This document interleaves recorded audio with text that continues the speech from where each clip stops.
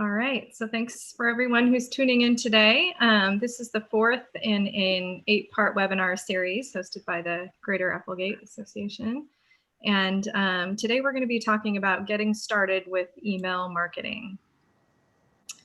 So what is email marketing? A financial planning consultant sends out an email newsletter with 10 investment tips to their customers. Perhaps a retail store sends out an announcement about a sale, upcoming sale in an email, or a dentist's office gets a notice. A dentist patient gets a notice in his email box alerting him that it's now time for his annual checkup. So all of these are actually ways in which businesses can stay in touch with customers and prospects via email. So like their print counterparts, email marketing are extremely effective when it comes to building your business and retaining your customers. They also have the advantage of being fast, easy, and very inexpensive to produce. Of course, as we all know, people are deluged with email, and as any kind of print marketing piece, there's also the possibility that your communication could just get deleted. But if an email communication comes from a recognized and trusted source and offers something of interest to the recipient, there's a good chance that it might be opened or even perceived as something that's valuable. So that's the trick we're going to be learning about today. So a little more about what email marketing is. So it's effective. Customers and prospects, many of us know, are really looking at their email continually, quite a few times a day. Most people check their email. It's affordable. It's significantly less expensive than having to do a big print run. It's really quick. The emails can be set up within a few minutes and sent out virtually pretty much immediately. They're easy. There's a variety of email communication services that make it a snap to stay in touch with email, and we'll talk about a few of those towards the end today. But a word of caution before we start diving into email marketing is that we really need to be careful not to abuse it. So you only want to send email out to people who've actually signed up to receive an email from you or have had some kind of dealings or association with you. You also want to think about limiting the frequency of your email. Make sure that your mailings are meaningful, they're valuable, and they don't have any offensive content, too many exclamation points or capital letters. And if recipients will soon start blocking your email if you send it too often. And if too many people report you, you could actually, sending undesirable email, the internet filters can actually start blocking your messages based on your email address and your domain name. So that's the big thing you definitely want to avoid in email marketing. So some more of the basics. We, in business send email pretty much every day.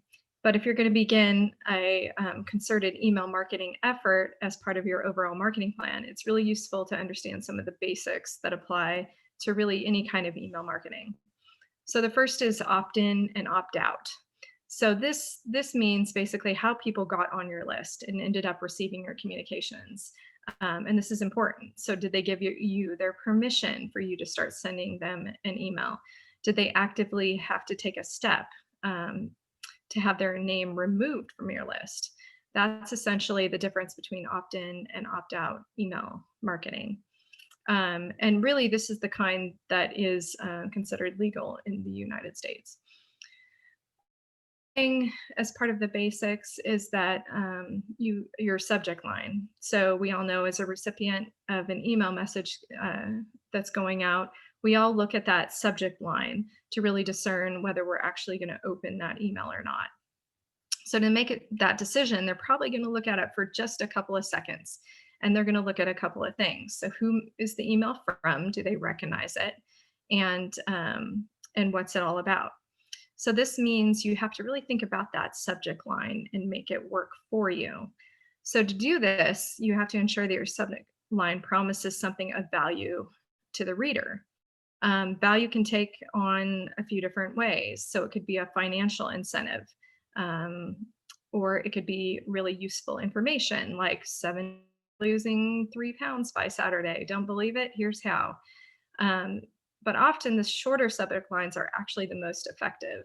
Many studies have reported this, that subject lines that actually have 50 characters or less do the best job at getting your point across. So the other thing we've got to be careful about is spam, email filters, and junk mail. So if you've been getting email for a length of time, you're familiar with what spam is, but basically on unwanted bulk mail. It's easy and cheap to send email across the internet, and so a lot of times our spam boxes really get full. So as a result of this problem, software programs called filters have been developed to actually detect and block spam. So for this reason, it's really important that you learn what email filters are looking for in their effort to detect that spam when it comes across your box. So certain things you want to avoid in your email are things like free, free, free. Those are the types of words that the spam filters are looking for. You might attract a lot of attention with an email like that, but there's a good chance that that email is never going to reach your user's box. So it's important that you familiarize yourself with some of the basic terms and practices that are likely to set off that alarm. Also, we'll be talking about how some of the other email companies like Constant Contact and MailChimp um, can help you send out email. It used to be a lot of people would actually set up an email, put 50 people's email addresses in the to box, and send out a bulk mail message. Well, we know now that that email in today's world is probably going to get spammed. Even some business group emails are getting spam when there's too many recipients. So the benefit of using a company like MailChimp or Constant Contact is that they actually send out, you create a list with them, and they send out that email individually. So they have a mechanism that actually sends them out one by one to each one of those boxes. So you have a lot less likely chance of actually getting spammed.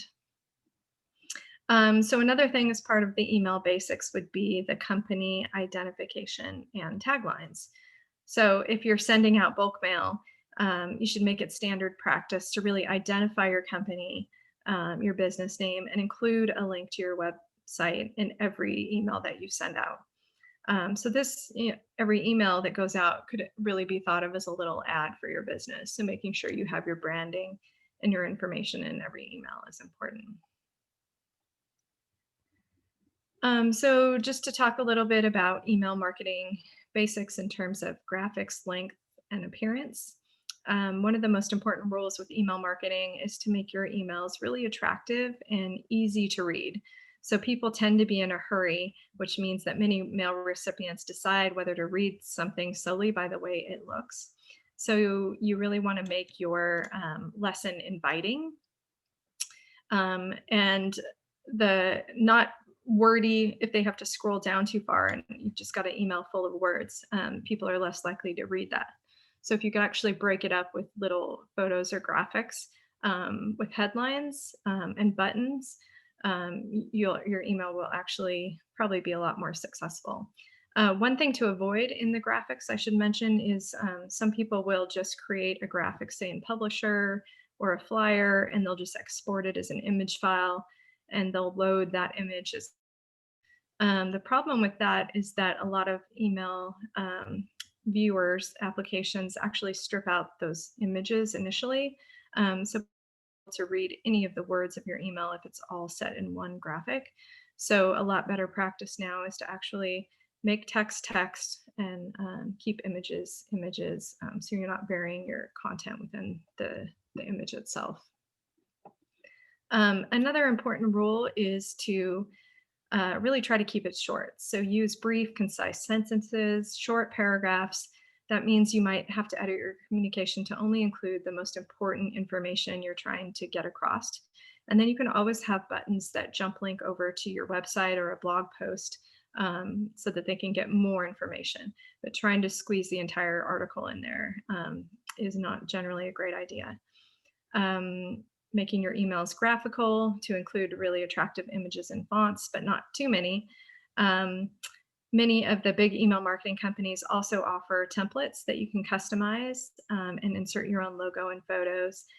They also allow you to edit the color and the fonts.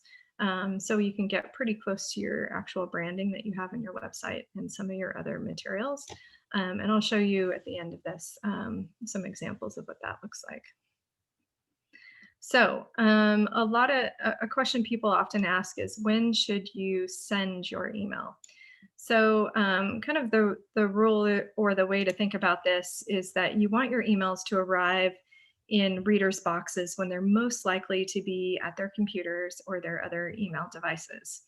And they're in a position that they could probably respond to that email, not necessarily respond back with a reply, but actually click on something and explore a little bit. So the more that time elapses between when you actually sent that email and it's received and when the recipient reads it, the lower your response rate is. So for example, if you're sending marketing emails to a business on business customers, but it's late on Friday night, there's probably not a good chance they're going to see that email perhaps until Monday morning, at which point it's become completely buried in their box by other emails. So on Monday morning, your customers are wading through all their emails, and your email is likely to receive very little attention if you send it Monday morning. So in contrast, if your email arrives, say, in the morning, Tuesday morning, they're much more likely to actually read and respond to it. So in sending email, there's been lots of studies done on this. It does vary a bit depending on industry or customers, but generally for business customers, the best days are Tuesday, Wednesday, and Thursday, either mid-morning or mid-afternoon to send out marketing messages. So talking just a little bit about mailing lists. So with all of your mail communications, the quality of your list is going to be key in getting the message to the right customers and prospects and determining if your mailing will be a success. So we'll talk in a minute here about how you can acquire a list or begin to build one. But the list is essentially just the list of names and emails that you have. And one thing too that I will mention about Constant Contact and MailChimp and some of those other products are they do allow you to have multiple mailing lists, multiple audiences. So you can set up different lists for different reasons. So it could be prospective customers versus existing customers. It could be business associates. It could be people interested in a certain line or service that you have. So sometimes it is nice to create those separate segments so that you can really hone in on your message and get it in front of a particular audience. So just as like with print mail, you can either rent or build your email list. Generally, when you rent a list, it comes from some kind of advertising service. So what this means is that a company has an email list already and that it's of interest to you. For example, Travel Oregon has a great email list, and they send out regular communications, including a monthly newsletter. So you could include your message in their email, and then you can get in front of a whole new audience by doing that. This is a pay-to-play type arrangement. So you would pay them an amount, but then you would get to supply the photo and content for that exchange. Another idea might be if you have other vendors that you work with and or people that provide not the same services, but comparable services and or products to you, you might be able to ask if you could have a little blurb in their newsletter. So then you get in front of a new audience with that method. So when building your own list, when you're starting, here's kind of a look at the audiences you might want to add to that list. So you could take a list of current customers. If you do have an online store, you can actually do an export of your customers and import them into one of the mail programs. Or if you have a list that you've generated from a store, if you've captured their information there, anywhere that you can gather those current customers, that's a great audience to start with. Also past customers that have been with you over the years, prospects, so anybody that has said they're interested in your product or given you their information, Could be other business colleagues, just because they're associated with you. People you've met at networking events. Maybe you keep a stack of business cards. Website visitors. So these can be people that have opted in or signed up on your website to receive your communications. And then, yeah, generally anybody who has given you their business card. The easiest way to compile your list and actually import it into one of the mail programs that are available is to actually create a CSV or an Excel file. You can put first name, last name if you have that information, or just their email addresses in a column. And you can actually just upload that information to one of the mail programs, and they will automatically create that list for you. So you don't have to enter them in one by one, which is pretty nice.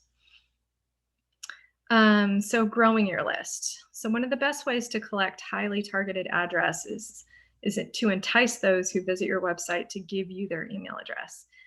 Usually this is done so that they can receive email newsletters, or they can obtain some kind of information that you have. A catering company might want to offer to email several quick and easy gourmet recipes, or an online ad agency might offer a white paper or case study on the most effective search engine marketing techniques to download. It's entirely appropriate to solicit email addresses in exchange for this kind of information. In today's marketing world, you might have heard the term lead magnet. That is in the realm of what this is talking about. So you're essentially creating something of interest and you're exchanging it for their information. You can also put up a sign-up sheet on your trade show booth or in your store or any other venue that you might come into contact with potential customers. You can also conduct a drawing for a valuable prize. People often need an incentive to provide their emails. You've probably seen in different restaurants or stores a container that people can just drop their business cards into. And there's usually a drawing or something like that associated with the exchange. So we'll just talk a little bit about email newsletters. So these are sent out to your prospective customers and others. They provide a digital counterpart to the print newsletter. I know a lot of companies that are transitioning solely to online who used to print their newsletter. The best ones really contain a lot of useful information that positions their senders as experts in the field. So like their print counterparts, email newsletters contain information and tips that their customers can use. So it often has short articles, business updates, special announcements, coupons, special offers. What they should not contain is a lot of sales jargon about your products or services. In other words, you want to provide the benefits to your recipients of opening newsletter, not just a really heavy-handed sales pitch, or they'll probably stop opening your mail. So that way recipients are most likely to open it next time as well. Because of their informational format, newsletters are particularly useful for building credibility also as an expert in your field. So it gives you another opportunity to dialogue with your potential customers and tell them more about a product or service that might enhance their life. You can also put your contact information in front of a lot of customers on a regular basis, making it easy for them to find you and do business when they're ready. Realtors use this tool a lot, even if they're not ready to buy or sell a home. Just keeping that top of mind awareness is really important. So when they do have a need, that they think of you first and not someone else. So talking a little bit about the frequency. So to be effective, a newsletter really must be sent regularly, but not so frequently that the recipients view it as a nuisance and just hit that unsubscribe or block sender button. The frequency of your newsletter usually depends on a couple of different things. How eager recipients are for your information, your ability to prepare and send a newsletter on a regular basis, and the monthly newsletter is just right, so once a month. Recipients are happy to get the information, and most businesses can manage to prepare one of these a month. However, if you can't pull it together that frequently, your results might suffer a little bit. So the purpose of the newsletter is to get your name in front of your customers and offer enough regularity that they won't forget you. The other thing too is you can send other announcements and or emails in between during that month. This is just kind of that big content-rich email that you might try to pull together at least to do exactly once a month. Depending on your business, customers may also want to get information from you more frequently, so on a weekly basis. So a good example of this would be like if you're a restaurant, what your specials are going to be, even daily, or it could be for that particular week. Or if you're offering a sale or a new product line, those are great things that you can send out quickly. So automated email marketing services like Constant Contact and MailChimp handle many of the functions that you'll need to actually send out your communications. You'll be able to manage your mailing list and analyze from there what's working and what's not. And because these email services platforms have all the technical tasks associated with that, sending out the emails, all you really need is an internet connection to make it happen. You can even do them via your phone. Moreover, such services are continually able to clean up your mailing list. So that they'll actually delete the people who've chosen to unsubscribe, and they'll actually keep track of bounce backs, meaning they're sending to an email that is no longer active. So they keep all that data available for you to check out. They also offer sign-up tools, so you can integrate those right on your website. And they suggest ways for how you can improve your responses to your email mailings. And they generally provide a wealth of information about your newsletter's performance. They'll tell you who's opening it, what links they're clicking on, and if they're forwarding it to other people and other information like that.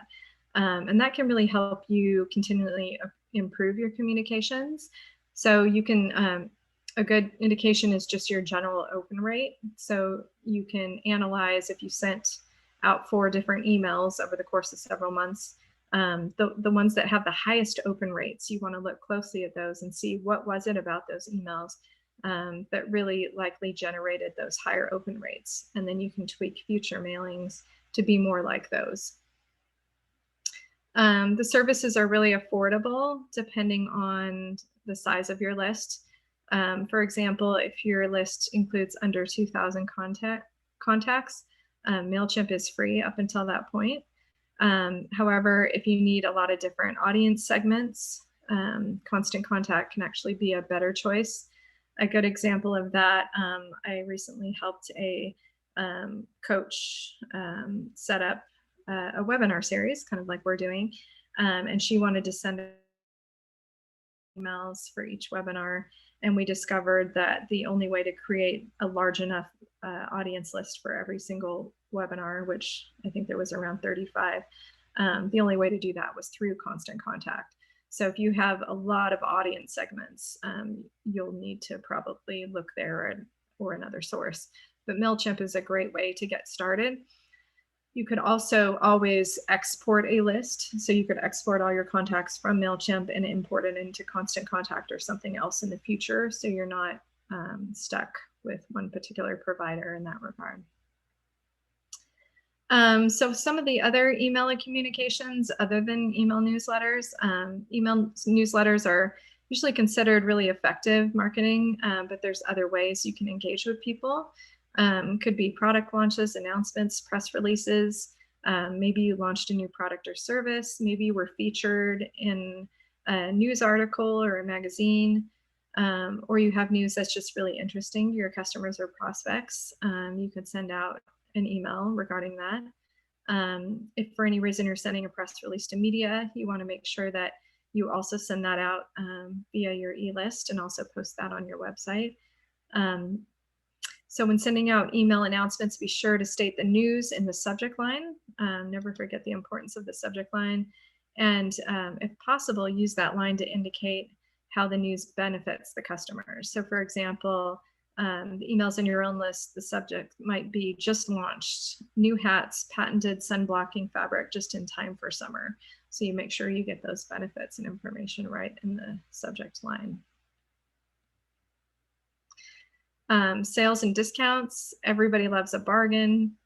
So that means many of your customers or prospects will appreciate hearing from you when you have a sale, offer, or discount. If you have a loyalty group of customers who like your camping equipment, they're going to love hearing that you're running an end of the season sale and would appreciate hearing about it before the general public. So some people sign up for those lists just to get that little bit of an edge on information like that. If you're launching a new product, this is a great way to do a push for a special introductory offer that entices them to give it a try. And you can also include a coupon code that expires after a certain date. So that's a good way to get the information out. Some stores and companies also have regular monthly specials that their customers look forward to actually seeing. But be careful not to send too many if you start seeing that. And a good way to indicate that is your open rates may go down and your unsubscribes may go up. And that's a good indication that you need to pull back a little bit. So if you're sending a message with a special sales incentive to entice a customer to visit your site, be sure to clearly state in the subject line and lead off with that message and information. Don't make it buried at the bottom of the email. And be sure to avoid words like sale now, free, special offer and discount right there in the subject line. You can get creative with the way that you word it, but that may get flagged in some people's spam boxes. And like I said before, including online coupons are great, and they also really help you track the effectiveness if you're using unique codes for different emails. Most websites allow you to set up as many coupon codes as you want. So you can actually set up multiple codes that are slightly different, but have the same offer. And that's a great way to track where your sales are coming from. If you have it there, so you have a different one on social media and perhaps a different one on a print mailing or something like that. So another way to stay in touch with your mailing list would be to conduct a survey or hold a contest or sweepstakes. Surveys are really popular with customers because they provide a fun way of finding out what other people like and are thinking about your product or service, or the possibility of a new product or service. And it also shows them that you as a company are looking to serve them better. So people do like filling out short surveys. The survey could be fun, just something amusing. It could be product or service oriented, an attempt to improve your products or service and determine what your customers want. It could be event oriented, so take the pulse of your customers on newsworthy topics that could attract attention. And there's a number of online software companies that make the process of conducting and compiling surveys really easy. SurveyMonkey is probably one of the big ones that allows you to create surveys, often free. And basically after creating the survey, you'll end up with a link that you can just share via email. So trigger marketing, this is becoming a really important part of email marketing. You're seeing a lot of this going on with big companies today. I'll show you an example of this in MailChimp. But what trigger marketing is in addition to sending out your emails sort of manually in a way, you're setting up an email, you're selecting an audience, and you're sending it out. Email services and software can actually be automatically generated when an individual takes an action, or what they call triggers a response, such as filling out an online form. So say a customer signs up for an announcement of future sales, so you can set a trigger. It's going to you could set up an autoresponder that sends an email that thanks that person for signing up. So you don't have to do that manually. You can set it up where it just automatically goes out when they sign up. So that's a basic auto response, but you can get creative with triggers. So you can also, for instance, set a trigger to send a thank you email 1 week after someone has placed an order. A lot of the e-commerce solution sites allow you to set up a connection to your mail program So you can actually set up what that email looks like and have it trigger to send people after their purchase. If you're able to track birthdays, I get these a lot from my dentist. They've logged your birthday in your file, and I get an email when it's my birthday. And so it just adds a little more personal connection.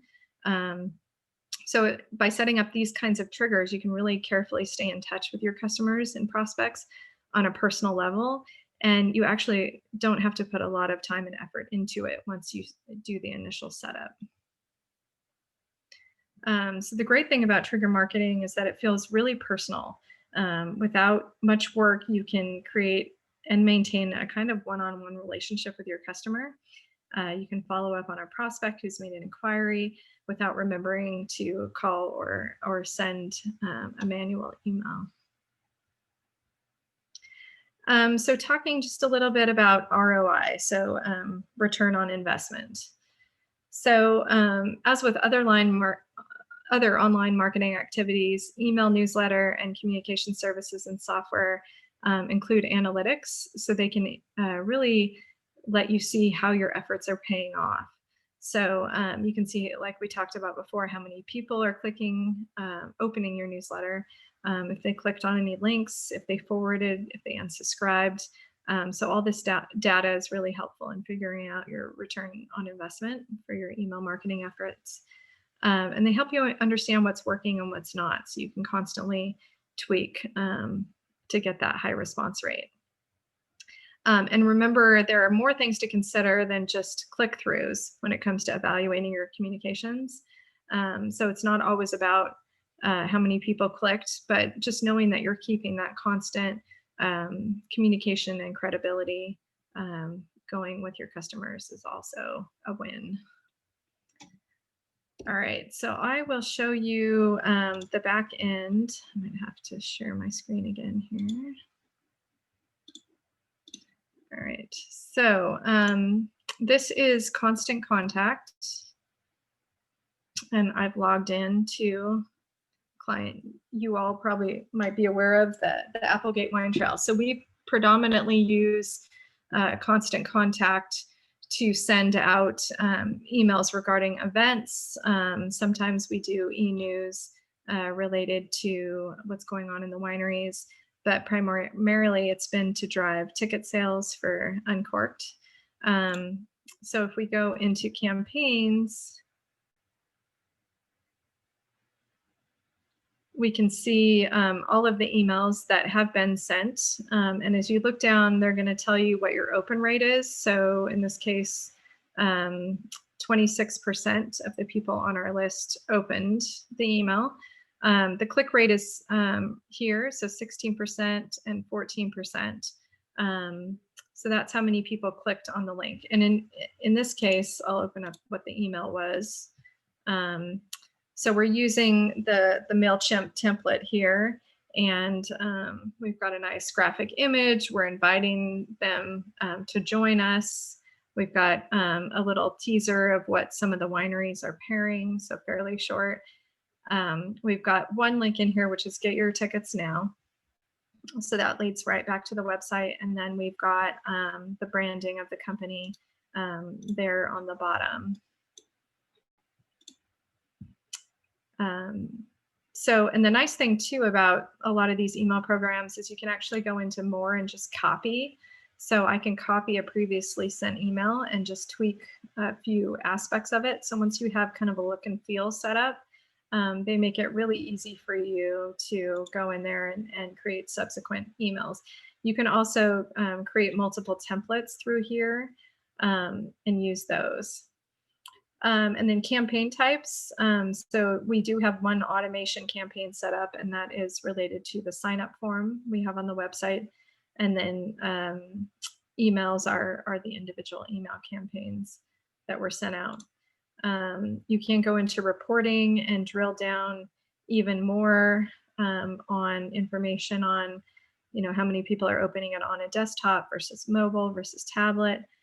You can run different queries through here.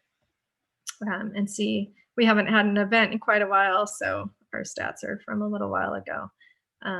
but it's a lot of useful and interesting information in there. And the other thing I wanted to pull up was, so MailChimp has a similar interface. MailChimp has an interesting program right now called Journey. And this is something you're seeing a lot if you've ever purchased a product online. A lot of the bigger companies are using this. So you'll probably get a whole bunch of series of emails after you purchase something. And a lot of those are set up like we were talking about before in terms of the automation. So MailChimp kind of walks you through, if you go to their website, and then I'll put this link in the webinar video as well, but it shows you how you can create a customer journey. So it's got a little video tutorial I won't play today, but you're welcome to watch. And it shows you how to get it started. So in your account, you would go to the automations icon, you would click on customer journey, then you would create, give it a name, and start building. So they give you this nice kind of drag and drop interface here, where you essentially take your customers through a path. So you can have multiple starting points. Could be something like signing up for your e-list, or it could be purchased a product. And then you can create a delay. So you could delay, in this case, for an hour before they receive their thank you email. It could have another action in that email to sign up or purchase a product. And if they, for example, purchased a product, then they would go into a new list, a new category. So they're calling them a VIP person. So they know that they're a client that signed up for the email form that actually purchased a product. So you can create as many different loops through here as you want. If they didn't create the product, you might create a different series of emails that tries to entice them back to consider that product, or you might entice them to a product that is like that one that they didn't purchase. That might be another opportunity. So this is a really kind of nice, sophisticated method of doing what a lot of the big companies are doing now that you can actually set up yourself. So some of the automated journey is great. So this walks you through a lot of different options you have through there and journey points. And again, you can connect it directly to your e-commerce store if you have that set up already.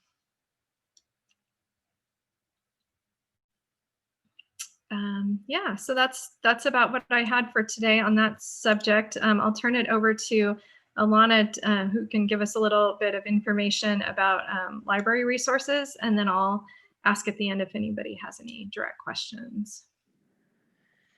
Hey, so just curious if I could get screen sharing. Yeah, that might be nice. Yeah.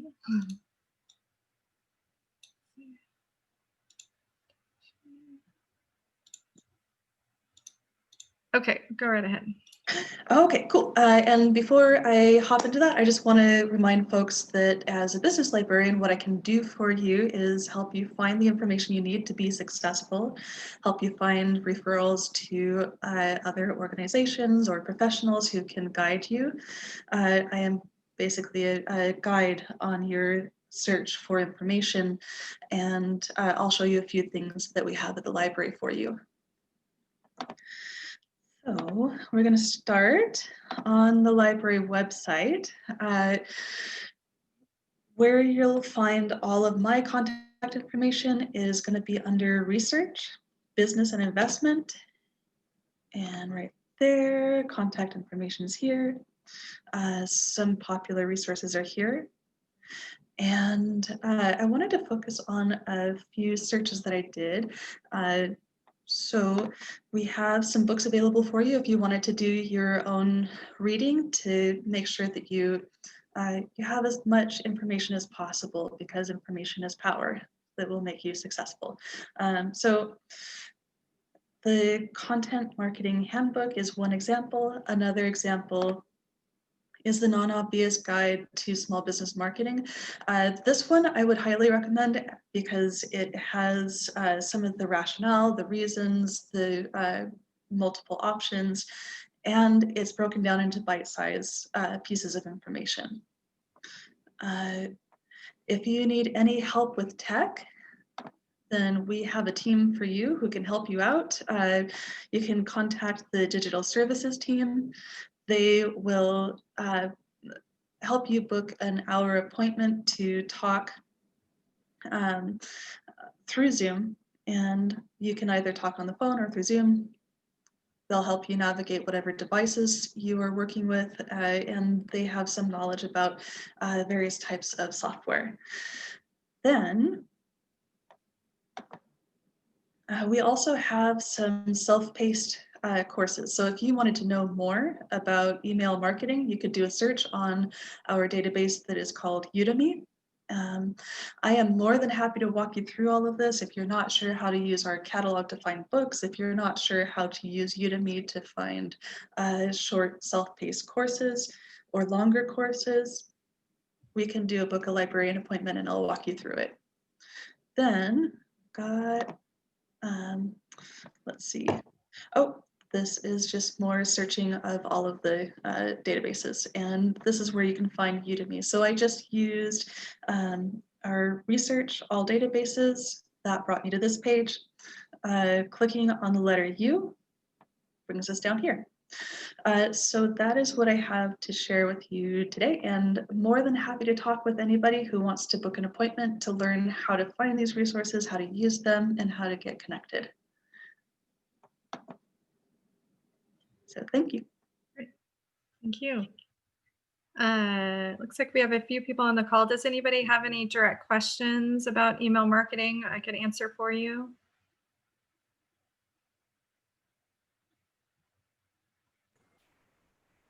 No, doesn't sound like it. Oh, yes, Seth.